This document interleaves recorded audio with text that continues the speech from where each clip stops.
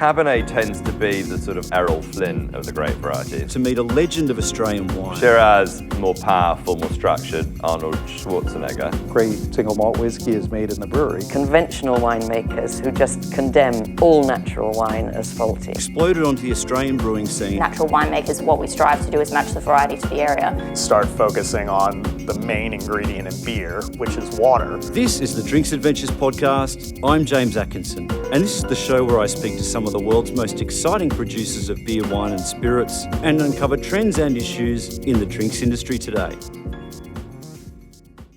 Hi again, everyone.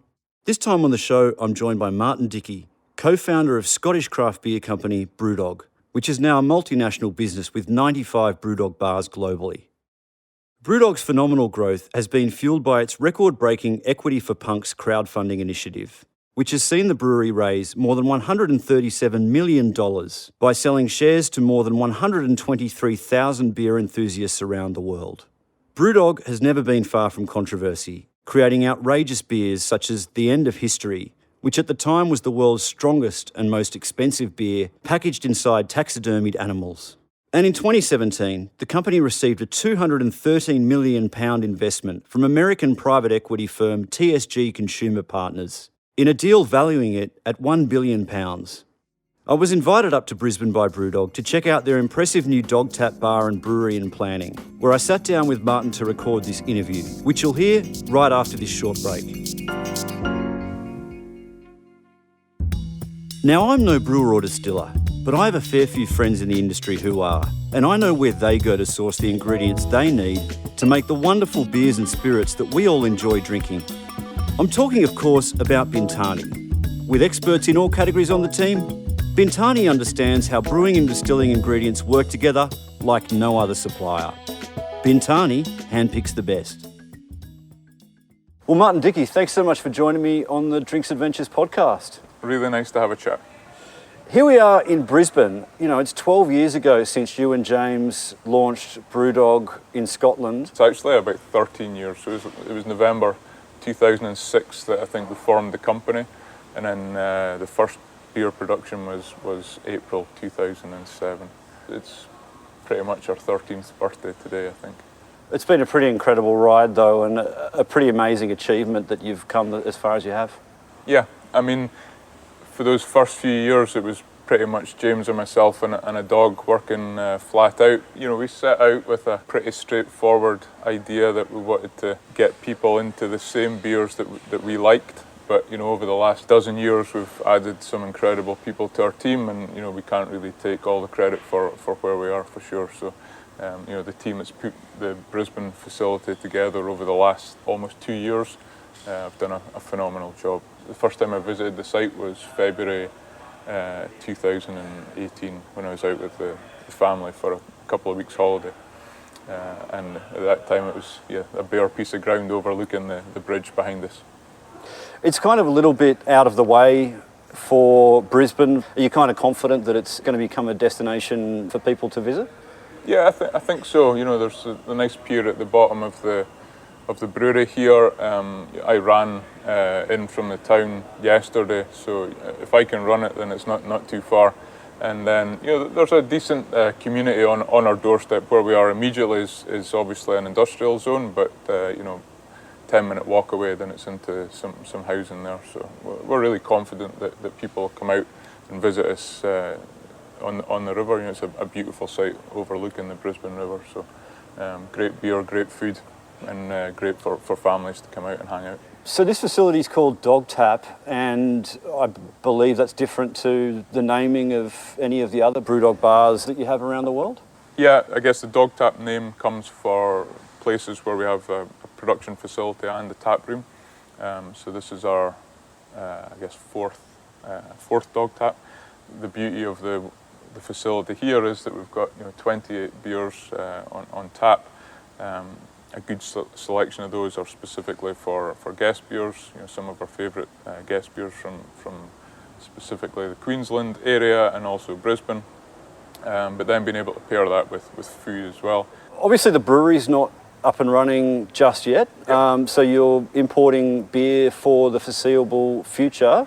You've obviously been here and had a look at the beers. Are you happy with how they've held up on the journey? Yeah, I mean, I think the beers are really strong, so we've focused really heavily on it shipping directly from the brewery to here in cold storage the whole way. So, you know, these are the best examples of the beers that we can show at the moment until, you know, January. We should have the brewery behind us operational and have beers that are a week old rather than a couple of months old on site.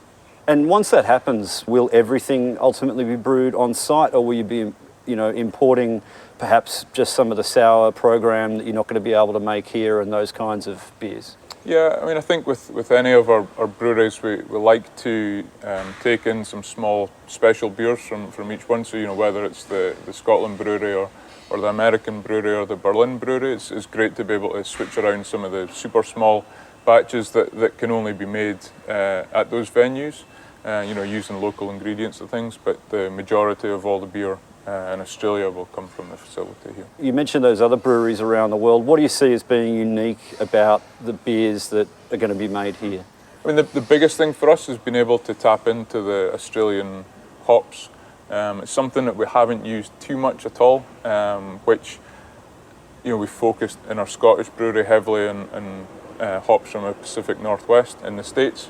So we're really excited to be able to start brewing with Australian hops, and, you know, there's so many incredible varieties there, and we've got some sort of contacts in the industry now. So come the harvest time 2020, we'll have, you know, our brewers from here, but also a few of us from Scotland will come out and see how we can understand what's awesome in Australian hops and start integrating that heavily into the beers that we make here. What other sorts of innovation are going to be happening? Yeah, I mean, there's that's, you know, the beauty of coming to a place like this, you know, in Brisbane and Queensland, where there's an abundance of, you know, amazing produce that comes from here, but also there's the amazing wine industry, spirits as well, and it's like, how can we incorporate that into the beers like we've done before in Scotland, but, you know, with completely different flavours.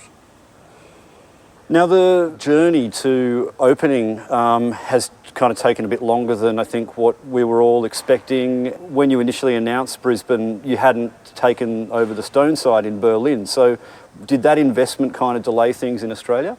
I don't really think it's that delayed, to be honest. You know, it's a big ground-up project that we started in early 2018. So to complete that within 2 years, I think, is a phenomenal achievement. You know, we're always ambitious with everything we do. So, you know, we probably said it was doable in 15 or 16 months. But, you know, that's just how we work. Is that when we start something, we really want it done by tomorrow. And, you know, with any big project, it takes time to get the permits, to get the equipment, and inevitably there's tiny delays along the way that, you know, push things back a few months. But I think it's nicely on a decent timescale, and it's looking fantastic. What about the change in plant size of the brew house, though? I think it was originally a 50 hec, and then that went down to 25 hec, and I just recently read that there's some kind of fundraising happening to pay for the brewery to be finished. So I'm just sort of wondering why it was that got downgraded. I wouldn't say it's downgraded. What we did was change it to something that's a more appropriate size for the startup phase. So the 25 hec system means that we can brew way more small batch things, as well as feed in the main headline beers as well. And, you know, it's probably a little bit of a learning from our American project, where the initial brewery capacity was on probably a little bit too large. So we really struggled a little bit to get small batch things there, and we had to, you know, buy a small pilot plant to produce the small batch things there. So just by putting in the you know, fully automated 4-vessel 25 hec system, we can produce exactly the same volume of beer, but it gives us the flexibility to make incredible small batch things as well. Now, you've obviously had some financial support from the Queensland government to open this facility, but there's a bit of mystery surrounding exactly what that is. Are you able to shed any light on that for us? I wish I could. I'm the wrong person to ask for financial questions, I'm afraid. Oh, come on, the buck stops with you, doesn't it? I can tell you about the production things, but yeah, I wasn't involved with the planning with the government and things, so it's whatever the incentives that they gave us to come into the area. Now, how much opportunity have you personally had to get around Brisbane and check out some of the local breweries? I mean, the last 2 trips have been quite quick, but the first time we were here in 2018, I was here with the family, so we were able to relax a little bit and visit quite a few of the breweries, and it was going down to like Black Hops and then Balter and Noosa as well. I think what's really exciting for us is just the standard of beer that's been made by the breweries here. It's amazing, and I think that was showed in some of the results earlier this year in the Australian Beer Awards, where so many Queensland breweries were doing fantastically well. Do you feel like they've been, welcoming to having a Brewdog brewery in town? Yeah, definitely. I mean, we've visited as many as we can. The guys that are now working with us know them, pretty well, and half our board is dedicated to, the best breweries beer from the local area as well in DogTap. Yeah, and I was actually going to ask that. There's some pretty small breweries on that list, a couple that I haven't even tried before. How did you, obviously it wouldn't have been you that selected them, what's the sort of criteria that you're looking for with selecting those breweries? I mean, in any of our bars, the key thing for us is that it's our beer and our favourite breweries from around the world. But then with each location, the importance of the bar manager is getting to know the local beer scene and being able to sort of handpick the very best of local beer, especially. So, there might be 1 or 2 specials from other breweries outside Queensland, but on the whole, the board of guest beers will be very heavy on Queensland craft beer. This episode of Drinks Adventures is supported by Fever Tree Premium Mixers, the mixer of choice in the world's best bars and restaurants. Right now, I'm enjoying Fever Tree's smoky ginger ale as the perfect accompaniment to some of my favourite bourbons and whiskies. Now, what about Brewdog bars? We don't know of any other Brewdog bars at this stage. Is that search still happening, or has it all kind of been delayed just to focus on this site? Yeah, the key right now is just getting this site fully operational and getting the brewery running, but next year we'll definitely be looking for other sites to have bars in Queensland and a little bit further as well. Why was Australia an attractive market for you? Did you get the sense that there was consumer demand for your beers in this market? Yeah, I mean, mainly because during the months of like October through to May, the Scottish weathers were really bad. So we just wanted somewhere that we could come and hang out where it's a little bit warmer. We're sitting at maybe 30 degrees outside at the moment, and I think in Scotland it's about -2 or -3. I mean, it's a country that we really love. I've got family that live out in WA, and we've had beer in the market since 2008, and I think it's a very similar culture in Australians and people in the UK. So I think things translate very well in terms of beer style and flavour. So for us, it was really important to actually be able to have beer that we're super proud of in the market, because before, when it's shipped from Scotland through a distributor onto the shelves, it's sitting at maybe 6 months old at best, and that's not kept chilled all the way through that process. So when you go into a beer taste and you're saying, oh, this is our flagship beer, Punk IPA, and it tastes a little bit oxidised from being a little bit old, it's quite a disappointing experience. So the key thing for us is to make super fresh beer for the Australian market. And having travelled to Australia a fair bit over the last 8 years, then I'm assuming, have you kind of really noticed that the beer scene here has taken off in the last couple of years? Yeah, I think definitely. I think it was 2008 would have been the first time I was in Australia. And every time we come back, we usually come like once or twice a year and for vacation. And yeah, every time you come back, there's new places opening up, and the standard of production every time you come back is just getting higher and higher. What are some of the beer styles that are exciting you at the moment personally? One area that we're working really hard on at the moment is like the non-alcoholic section. So we've made Nanny State for pretty much forever. It was 2009 we made Nanny State first time, and just this year we've introduced Punk AF, which is our non-alcoholic version of Punk, and then going into next year we've got a couple more that are going to happen as well, which is like a hazy alcohol-free, and then a coffee stout as well. And the beers are all like micro-fermented, so they're not like de-alkalized, and it's quite a tricky thing to make a really drinkable non-alcoholic beer that tastes like beer. So we've been working super hard on that. So that's really exciting. I mean, other than that, for me, it's always about hops, and you know, we work with a few varieties out of America, which we sponsor to get through. You know, when hops are in their sort of breeding stage, you might have 10 or 20 that are possibilities, but they'll only ever take 3 or 4 forward. Whereas there's a few breweries will sponsor a couple more, so there's more chance of things coming to market if they're good. So we sponsor a couple of hops out in the States. If the beers turn out well, and everything's positive from the growing aspect as well, then it'll help things push forward. If the beer doesn't work out, or agronomically the hop isn't a success, then they kind of fall back again, and you find another one to take forward. Tell me about Punk AF. How close did you manage to get it flavour-wise to the original Punk? Yeah, I mean, I think it is reasonably close. I mean, the biggest thing with any non-alcoholic beer, especially the way that we brew it, is that you're missing a lot of the malt bill. So obviously it's slightly lighter in colour and not as malty. We use a little bit of lactose to add some body back into the beer, and then the hops are the same. The hopping rate's the same, and the hops through the beer. So it's decently close, and for a non-alcoholic beer, it tastes really good. Now, as for this actual tap room, it's quite a big facility, but I'm imagining that even if this really pumps, you're going to have quite a lot of brewing capacity there. So are we going to start seeing early next year Brewdog beers being wholesaled to external customers around Brisbane to start with? Yeah, that's the plan. Once we get the beer packed, you saw the canning line in there. So can and keg beer is the way we'll be selling beer in Australia.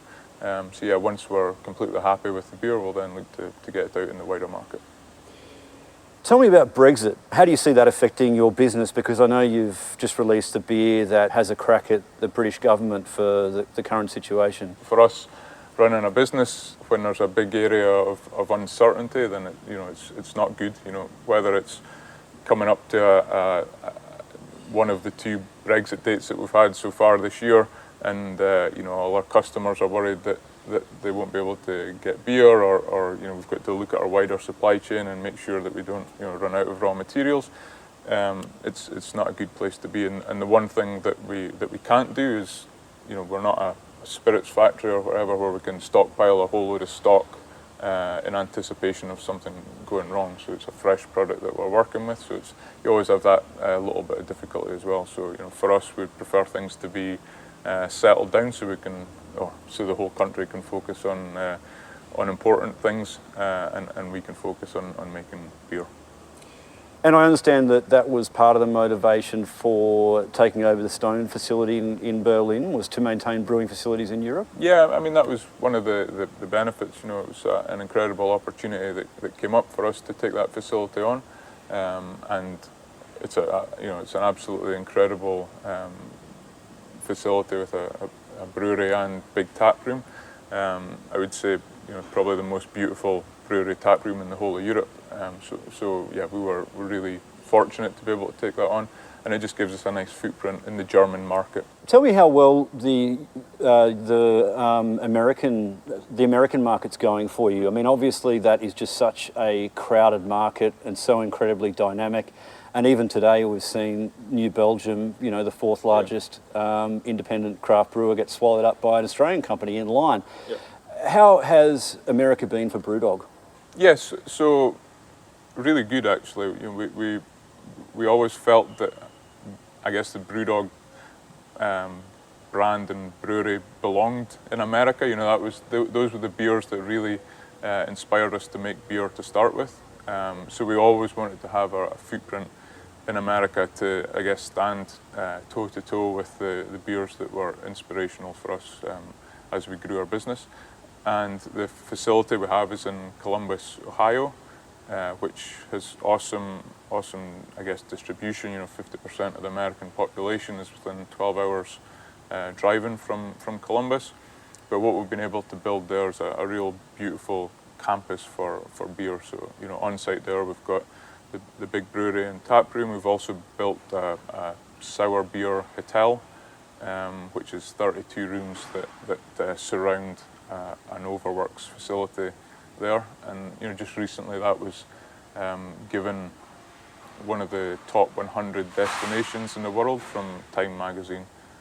So I think it actually kicked the pyramids of Egypt out of the top 100 to put that there. So for us, it's all about a few things: incredible beer, and also, educating people wherever we can into the beauty that kind of craft beer is. Because I think once you start going down that path of understanding how things are made, then it translates to so many parts of your life, whether it's coffee or wine or food in general. So anything we can do to try and push people on a positive journey, then we're really happy to do that. Now, when I was going online just to sort of do some research for this interview, I looked at Wikipedia, and there's like this big list of Brewdog controversies that have happened over the years. How big is the list? It's bigger than the actual Brewdog biography itself. But I feel like maybe you've quietened down a little bit with some of the stunts and some of the antics that have happened previously. Has that kind of been a conscious decision, like the two of you have maybe matured a little bit? Possibly. I guess the thing for us is that, anything we've done, we've always sort of stood behind the meaning behind it. When you're a young company and growing, anything you can do to make people talk about your business is good, and that's not in a negative way. So an example would be Tokyo, which was our 12% Imperial Stout back in 2008, and we made that beer. It took us so long to make it and perfect it. So it was a big Imperial Stout, 12%, aged with oak chips that we got from California, and then it had cranberry and jasmine dry hop with Cascade. And this was a beer that we were super proud of, and we made, I think, about 1,000 bottles, something like that. Half of that, or more than half of that, was exported. So we ended up with maybe 300 bottles in the whole of the UK. And off the back of releasing that beer, we were, hounded a little bit in the press for making this crazy beer that was going to, you would think, cause the downfall of Western civilization. Whereas it's actually an incredible talking point for beer and beer consumption, and that it's 12% alcohol, but it's a beer that you don't drink in a pint. It's a beer that you sit down and share with your friends, and a discussion point, as opposed to an everyday lager that you're smashing 12 pints of that and not enjoying the next day. So anything like that we're able to push the beer agenda is always a great thing for us. If they were worried about that, what did they think of, the end of history and some of the other beers that you've done? Yeah, well, they couldn't, in Tactical Nuclear Penguin, they couldn't tell it was us because we were dressed up as penguins when we made it. Right, okay. And any, what are your sort of plans for spreading the word about Brewdog here? I mean, any other kind of crazy stunts like that? Yeah, I mean, I'm pretty sure that we'll be able to think of something. The key at the moment is just getting to understand the ingredients. If we can find something that really brings a story to it, then we'll definitely do something and push that. Well, Martin, thanks so much for joining me on the podcast, and all the best for Brisbane and Australia. Yeah, thanks a lot, James. It was great. Cool. Cheers, mate. The Drinks Adventures podcast is produced by me, James Atkinson, with additional production and mixing by Dave Robertson. You can find complete transcripts, links, and other information on the show at drinksadventures.com.au. You can follow me on all social media platforms at @ByJamesAtkinson, like my Facebook page, James Atkinson Drinks Adventures, to be kept informed of podcast giveaways and other news about the show. The Drinks Adventures podcast needs your support as listeners. Please do us a favour and leave an honest review and rating for the podcast on iTunes or Stitcher. We love hearing your feedback, and it helps inform other people this is a show worth listening to. Or simply drop us a line at hello@drinksadventures.com.au.